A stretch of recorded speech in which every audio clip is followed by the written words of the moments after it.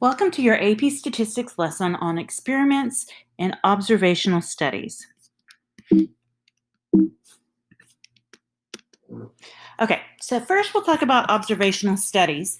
An observational study means that the researchers make observations, but they don't assign any choices. They just look at the choices people make and then the responses to those choices. So, for example, there have been several studies that show that students who are involved in music classes um, or in band, something with music, kids who are learning how to play music have better grades. So nobody's assigning kids at random to play an instrument and then looking at the grades. They're just seeing what exists, what data exists in the world around us. So there's two types. There's retrospective and prospective. So if an observational study of music and grades was going to be retrospective, they may take high school seniors and then look at their grades. First of all, find out whether or not they've been involved in a music program from, I don't know, say sixth grade on, and then look at their grades. So they would pick people now, but look at data that already exists. Prospective would mean that they select, let's say they select a group of fifth graders and then look and see who takes music lessons or plays in the band or orchestra and then looks at their grades, and who doesn't and looks at their grades. So prospective means that you select the sample and then you look at what happens moving forward. The value here is you can find patterns and discover trends really well this way. The limit, though, is you cannot determine cause and effect because there could always be a variable that we're going to learn later is, well, we've talked about it before, a lurking variable. For instance, families that have enough extra money around to pay for music lessons also probably have money to pay for any tutoring or any help kids need for their grades. So both of those things, the family being affluent could affect both whether or not a child is involved in music and whether or not they have good grades. Okay, so if we do want to show cause and effect, we need to conduct a randomized comparative experiment. As an experiment is a study designed to prove that cause and effect relationship, to go from, oh, we know there's a correlation here, to being able to say X causes Y. The experimenter must identify at least one explanatory variable, called a factor, to manipulate the cause, and at least one response variable to measure, and that's the effect. An experiment, here's the critical characteristics of an experiment. It manipulates factor levels to create treatments. The most critical one is that it randomly assigns subjects to these treatment levels, and it compares the responses of the subject groups across treatment levels. In general, the individuals on which we experiment are called experimental units, unless it's a person, and then we call them subjects or participants. Experimental units is kind of, I don't know, it's not very flattering and people don't tend to like it. The specific values that an experimenter chooses for a factor are called the levels of the factor. A treatment is a combination of specific levels from all the factors that an experimental unit or subject receives. All right, so there's 4 principles of experimental design. The first one is control. We want to control any known sources of variation other than the factors we are testing by making conditions as similar as possible for all treatment groups. Okay, remember, we're trying to isolate the factor, the explanatory variable, at its different levels to see what kind of response it causes. So we don't want there to be any effects from other variables. All right, the second is randomized. We're going to use a random assignment of subjects to treatments. This allows us to equalize the effects of unknown or uncontrollable sources of variation. It does not eliminate the effects of these sources, but it spreads them out across the treatment levels so that we can see past them. Without randomization, you do not have a valid experiment. The third thing is that you need to replicate.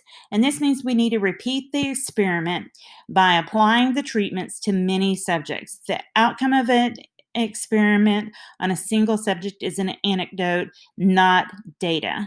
So you want to have multiple subjects. The fourth principle is used only when you suspect that there's a variable that is going to affect the response that is so critical and can have such an effect that you need to isolate it by forming these blocks. Okay, so when an attribute of the experimental units that we are not studying and that we can't control affects the outcomes, the responses of an experiment, we block based on similar values of that attribute. This can remove much of the variability in the response variable due to the variability among the blocks of the particular attribute. Blocking is an important compromise between randomization and control. Okay, so let's say somebody's studying a weight loss method. Well, people who have more weight to lose, who are more overweight than other people, are going to lose a greater amount of weight, especially in the initial weeks of weight loss.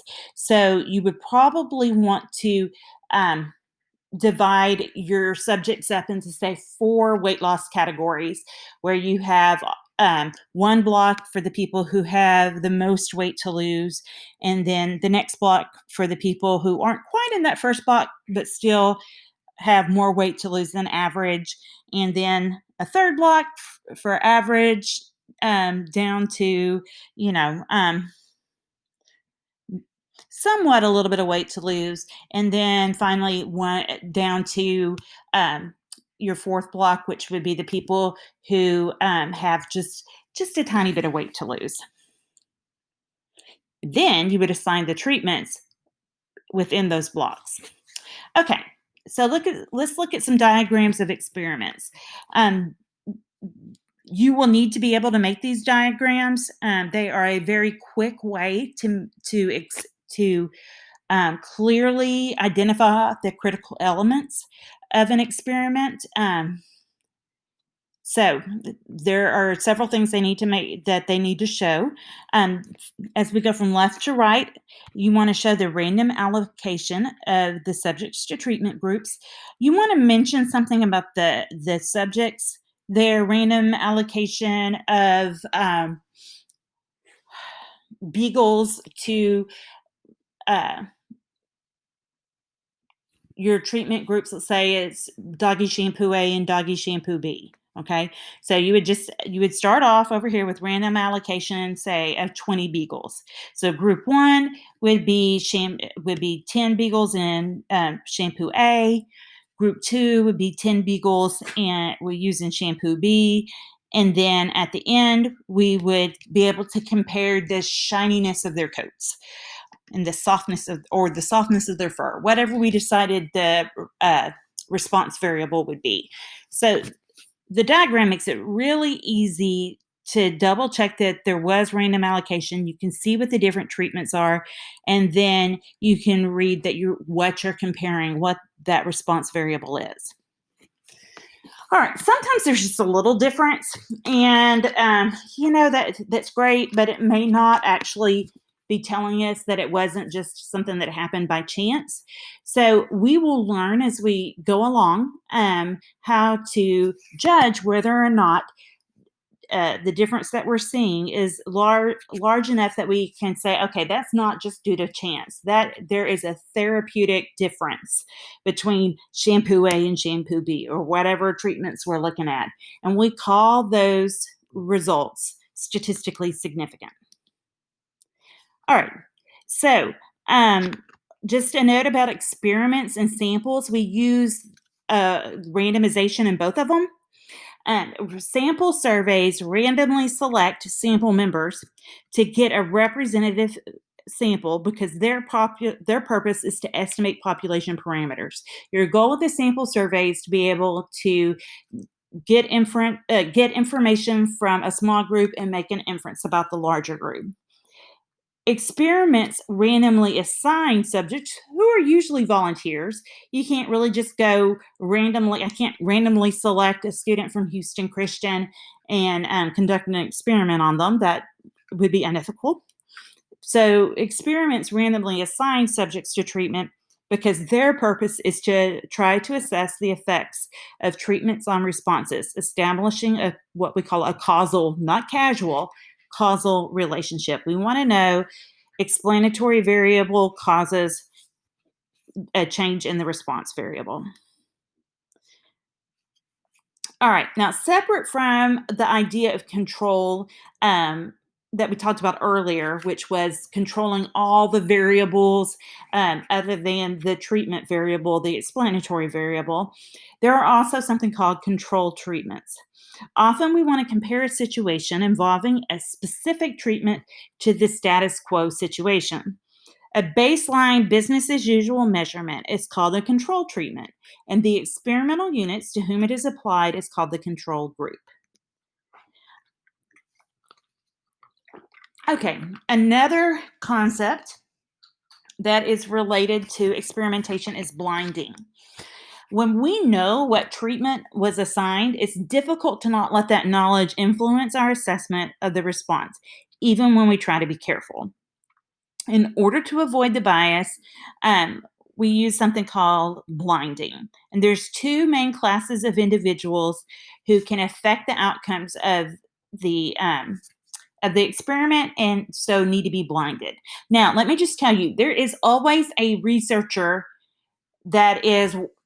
whose whole job is to keep track of which subject received which treatment.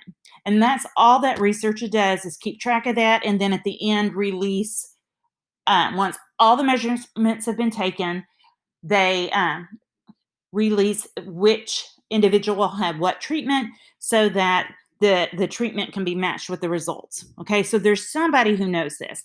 But the two groups of people that it would be best if they don't know are those who can influence the results, and that's primarily the subjects.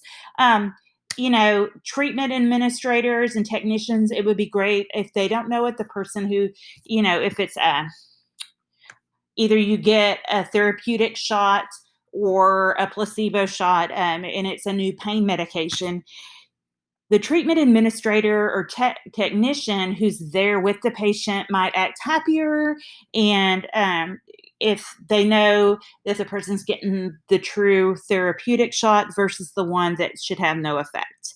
A subject certainly will know that.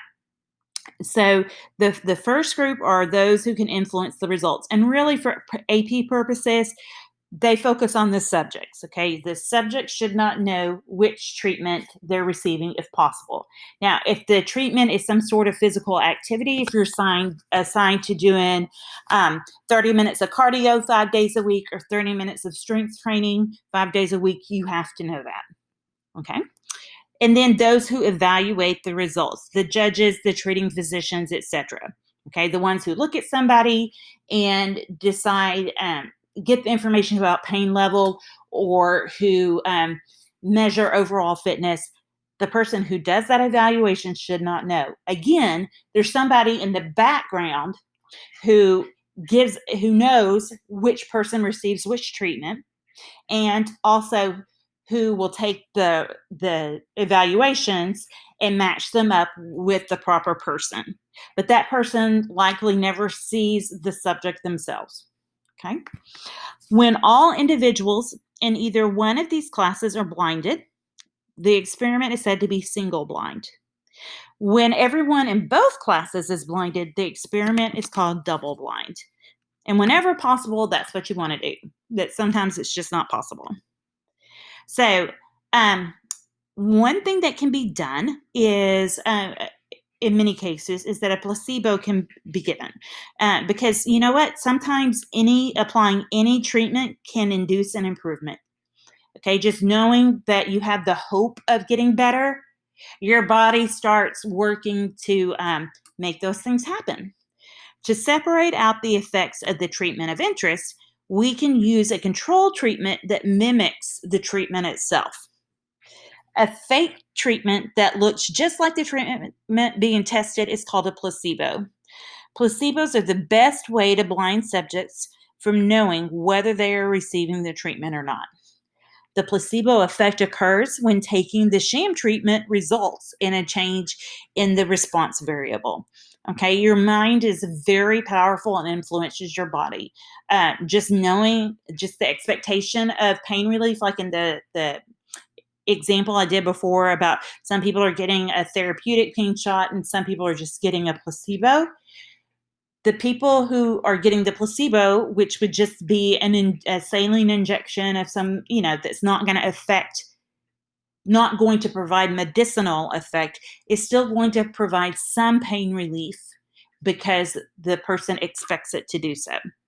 So this highlights the importance of effective blinding and the importance of comparing the responses of treatment groups with the responses of a control group. Now, sometimes a placebo is used. Sometimes it's the status quo treatment that's used.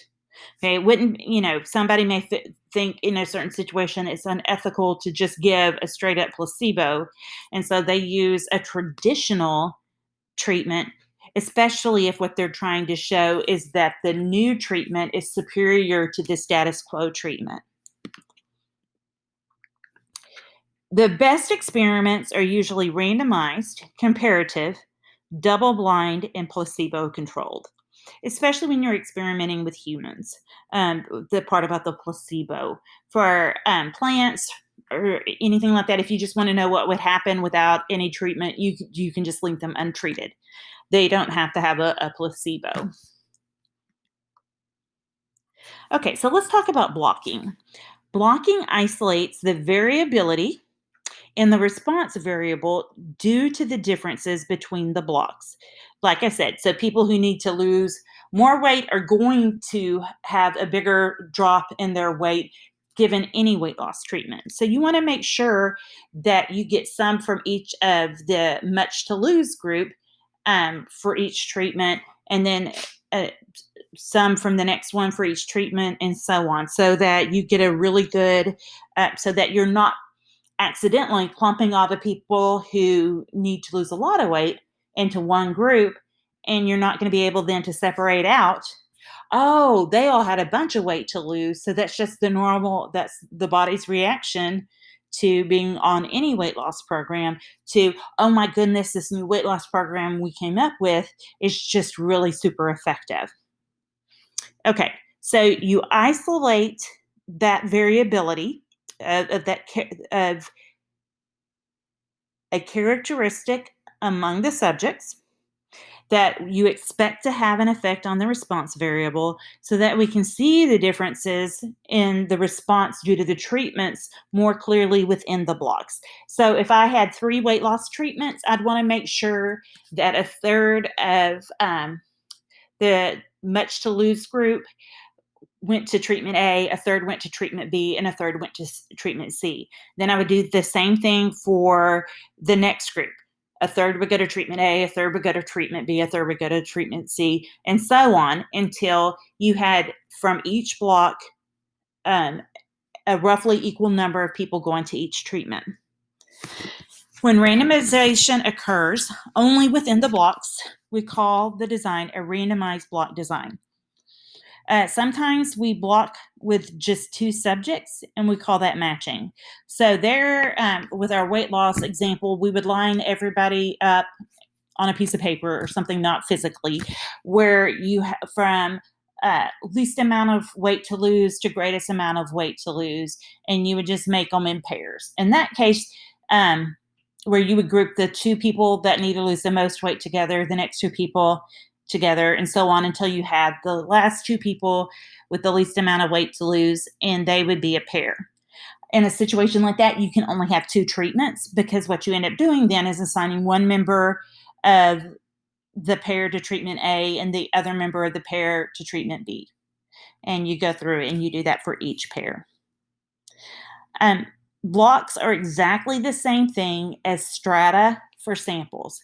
So we stratify into groups that we think group membership will affect the results of our survey, and we block subjects based on their characteristics that we think will affect the response variable.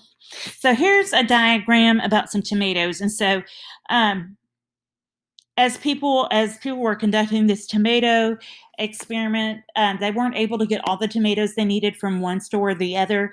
And they thought, well, maybe the store conditions or the farm conditions before those tomatoes got to the store would be different for store A and store B. So what they decided to do was to block according to the store of origin. So the 12 tomato plants from store A formed block A. The 6 tomato plants from store B formed block B. Okay, notice the blocking occurs at first because these are characteristics the subjects bring to the experiment. We cannot randomly assign these subjects. Okay, once the blocks are formed, and then we randomly assign within the block to our treatment groups. So here we've got the 12 tomato plants. So group 1 will be a random assignment of 4 of those plants where they receive the control treatment. Group 2 is the next 4 plants, and they're going to receive the half-dose treatment. And then finally, the 4 plants are to the full-dose treatment group. And then at the end, you can compare juiciness and tastiness. Okay. Will you do the same thing with the 6 tomato plants from store B who are in block B? You may do a random assignment from that block, and so you put 2 plants in each of those treatment groups. And again, at the end, you compare juiciness and tastiness. All right, we don't do this much in AP statistics, but in the real world, it's often important to include multiple factors in the same experiment in order to examine what happens when the factor levels are applied in different combinations. Okay, so we've been talking about weight loss, we talked about exercise. If we could, suppose we wanted to look and see the differences between combinations of low carb and low fat diets with strength training, cardio training, and maybe mixed training where you do both strength training and cardio training. Because we have 2 diet plans and we have 3 exercise plans, 2 times 3 is 6, we would have 6 treatment groups. Okay. If we wanted to have a group that just showed what happens when a person does nothing, okay, they don't exercise and they don't follow a diet, then we would need 7 groups. Okay, so for example, the following diagram shows a study of the effects of different fertilizer-water combinations on the juiciness and tastiness of tomatoes. So here we've got 12 plants. They're going to have 6 groups. And so group 1 will be the control, okay? So no fertilizer and no water. Group 2 is going to have the half a dose and no water. Group 3 will have the full dose and no water. Group 4 will have control with water. Group 5 will have half a dose with water. And group 6 will have full dose and water. And then you're going to compare the juiciness and tastiness.